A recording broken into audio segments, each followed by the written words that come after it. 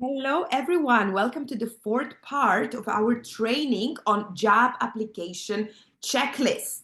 Now, if you still haven't received the job application checklist, let me know. In that checklist, there are 45 different activities that I have outlined for you that you can or should refer to when looking for a job. Sometimes we think we've tried everything. Our brain offers those kind of thoughts. I've tried everything. It doesn't work. When in reality, you really didn't try everything. So if you haven't received the job application checklist, let me know and I will send it over to you.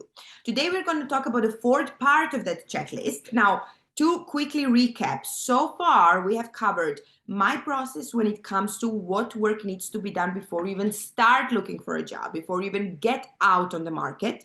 Second part, we talked about networking, what's networking not, how to do it, how to come across as a normal human being and not something that's awkward, all right? In the third part, we talked about applying, and today we're going to talk about interviewing. All right, so let's say you're at the point where you started getting interviews, you started interviewing. How do you prepare for an interview and how do you act in the interview? All right, so let's start with that.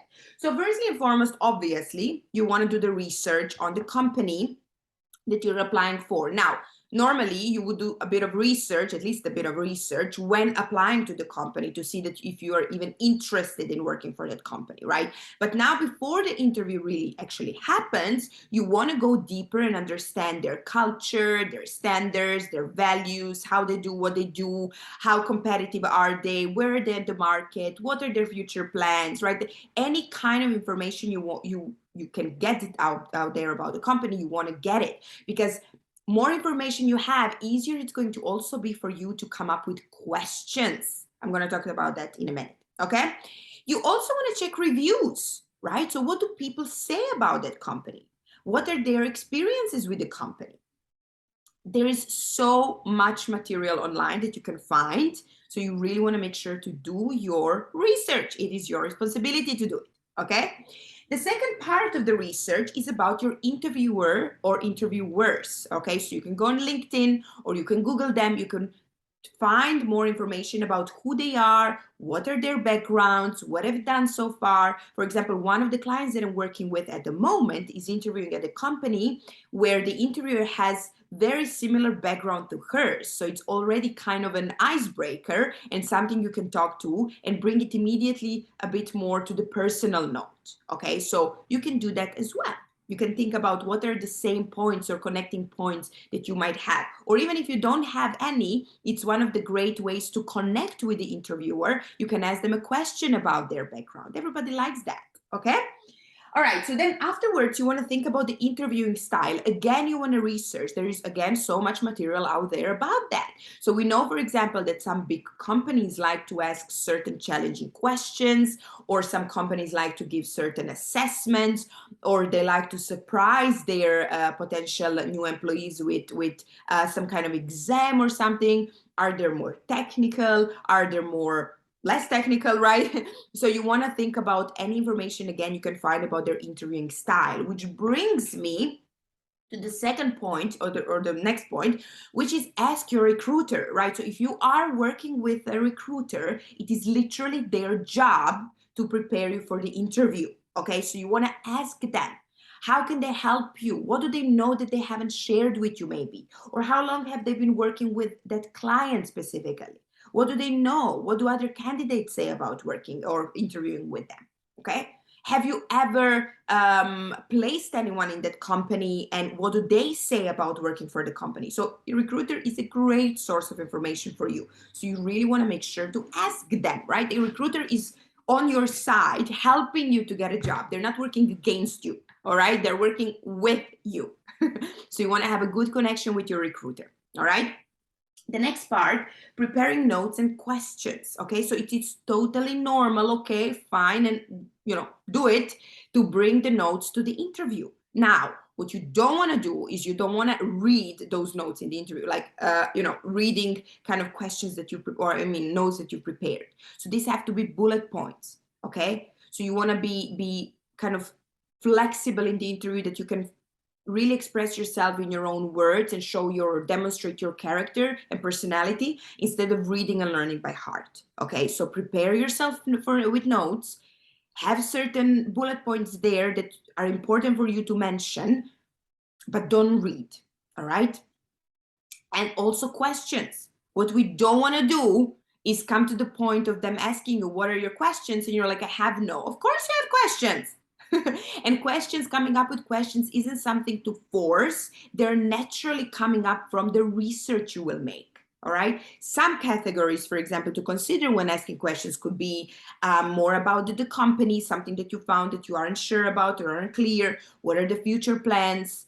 What about the team? How is the team structured? What are the dynamics of the team? What is the future of the role? How do they like working in the company, or how long they have been working? What is their experience? So these are different categories that you can think about and then ask more specific questions about those. All right. So again, you want to have at least 3 questions prepared in the interview. Some might get answered as you go through the interview, but if you really attentively listen and are engaged in what's going on and listening what they're saying, questions are going to also come up. Okay.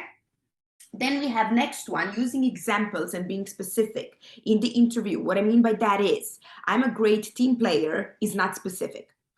What does that mean?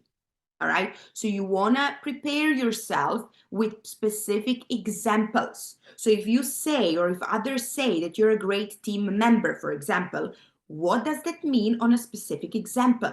How do you demonstrate to your interviewer that you indeed are a great team player? Okay. And whatever kind of idea that comes to your mind, you always want to be asking yourself a question: what does this mean, and how is this relevant to the role that I'm applying for? All right. And this is, again, a prep work and your responsibility to do. All right. You can go through the job description, and as you're going through the job description, each point by each point, you can keep asking yourself, where did I do that in the past? Or if I haven't, what is this potential solution that I can offer for what I don't have? All right. So for the experience or requirements that I don't have, what is the solution I can offer already? All right. Okay. The next 2 or 3 are kind of extras here that I wanted to point out, because sometimes they're obvious, sometimes they're not. Body language, be mindful of your body language. Body language tells a lot. If you're saying to me, for example, I'm super excited about this role, your body language tells me exactly the opposite. I'm not saying you should jump in their office there and be woo, right? But you want to be mindful of how are you coming across. If you aren't sure how you're coming across, it might sound funny, but it's very effective to practice in front of the mirror, to see how you come across, or to practice in front of your friend or a partner or a family member or whoever, so that they tell you how you come across. Okay? So you want to really, if you aren't sure about these things, do it. Record yourself. Okay? Dress code, right? Again, dress code.